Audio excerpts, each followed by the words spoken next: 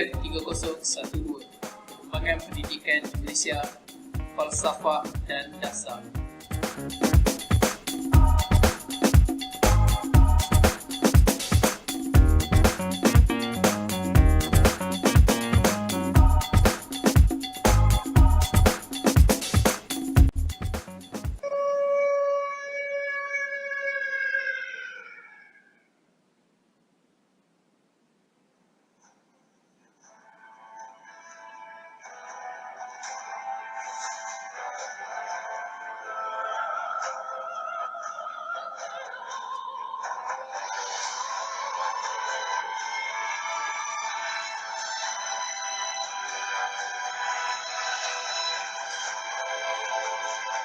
Assalamualaikum warahmatullahi wabarakatuh dan selamat sejahtera. Nama saya Muhammad Abdul Hakim Bezahar, D20131063260 daripada SMB Bahasa Melayu.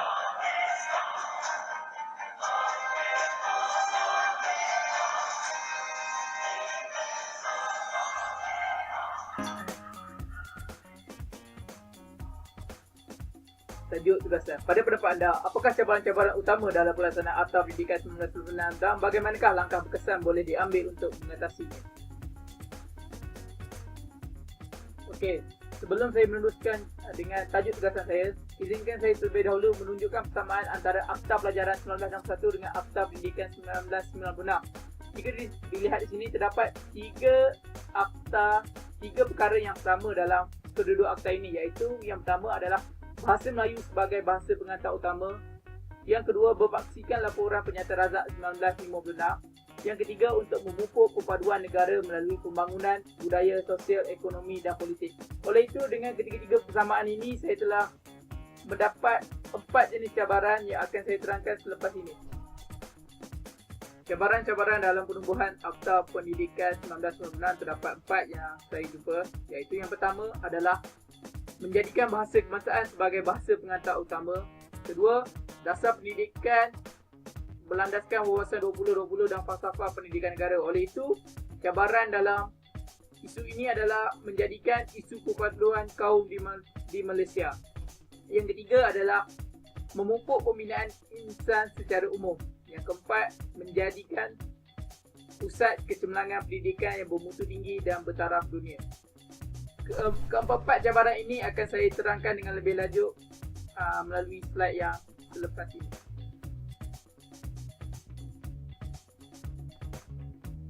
Isu atau cabaran untuk menjadikan bahasa kebangsaan sebagai bahasa pengantar utama adalah disebabkan berpunca dari masyarakat yang menganggap bahawa Malaysia pada masa itu belum bersedia kerana kekurangan bahan rujukan dan bahan terjemahan dalam bahasa Melayu dalam pelbagai bidang ilmu, terutama sains dan teknologi, ekoran daripada kekurangan bilangan para ilmuwan ahli sains dan teknologi tempatan yang mampu bergiat di barisan hadapan, dan juga kurangnya jumlah pakar, pensyarah dan profesor bertaraf dunia yang mahir dalam bahasa Melayu untuk menyampaikan ilmu terkini. Oleh itu, memang tidak dinafikan bahawa ledakan ilmu pengetahuan dan kemajuan sains dan teknologi pada masa kini pesat ditulis dalam bahasa Inggeris dan bahasa-bahasa utama dunia. Namun proses untuk memperoleh ilmu-ilmu tersebut boleh dilakukan dalam bahasa apa sekalipun.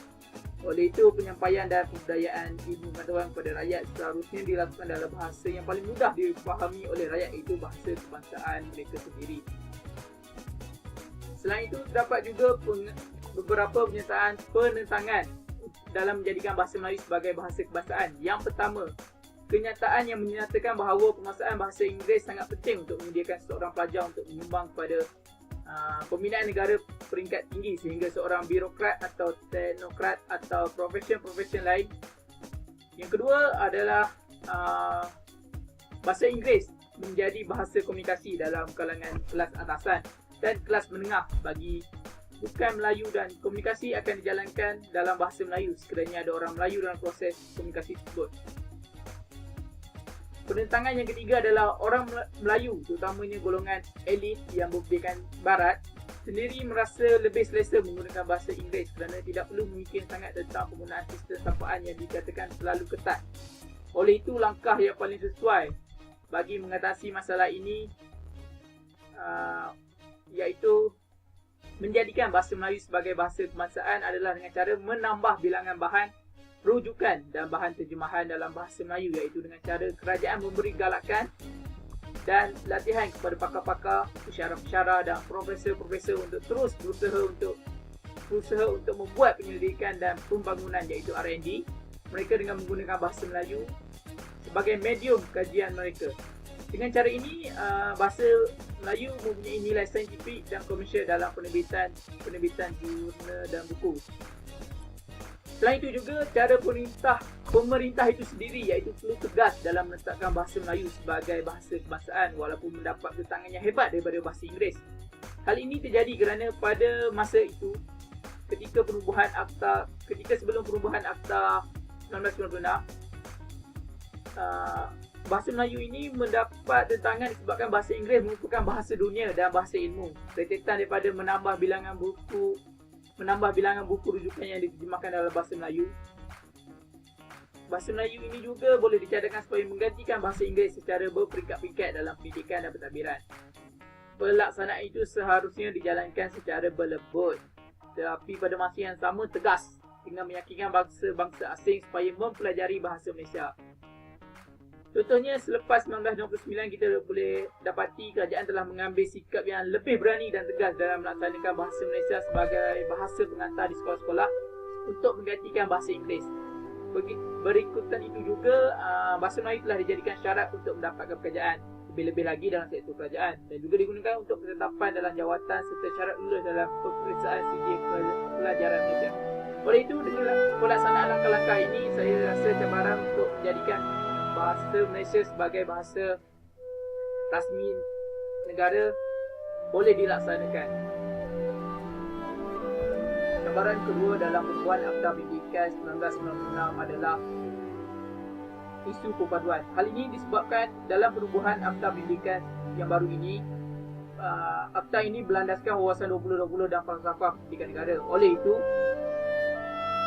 isu perpaduan ini sangat menjadi cabaran utama dalam perubahan ini. Cabarannya adalah masalah perpaduan ini sentiasa diketengahkan oleh Perdana Menteri sejak di awal penubuhan Malaysia lagi. Hal ini terjadi kerana hubungan masyarakat Malaysia kini masih lagi perlu diperkukuhkan kerana masih wujud tanda-tanda kelemahan dalam hubungan masyarakat. Sebagai contoh, hal yang berlaku sekarang, kaum yang ada di Malaysia masing-masing dengan sikap kaum masing-masing. Kita boleh ambil daripada segi pencapaian ekonomi dalam pencapaian pendidikan. Jika dilihat pencapaian pendidikan hukum kaum juga adalah berbeza. Dari segi pencapaian pendidikan kaum Cina adalah maju jika dibandingkan dengan kaum lain. Pencapaian pendidikan kaum Melayu sudah ketinggalan jika dibandingkan dengan kaum Cina. Oleh itu, pencapaian pendidikan hanya dapat dicapai dengan perpaduan kaum. Sistem persekolahan sepatutnya menjadi medium bergerak kepada masyarakat supaya dapat disatu padukan melalui peluang pendidikan. Tetapi masih wujud permasalahan dalam menentukan sistem persekolahan kerana terdapat setengah pihak mahu mengekalkan sistem persekolahan yang sedia ada, manakala setengah pihak yang lain pula mahukan perubahan. Masalah-masalah dan sistem pendidikan yang bermatlamatkan perpaduan negara diingatkan melalui masalah isu berbangkit.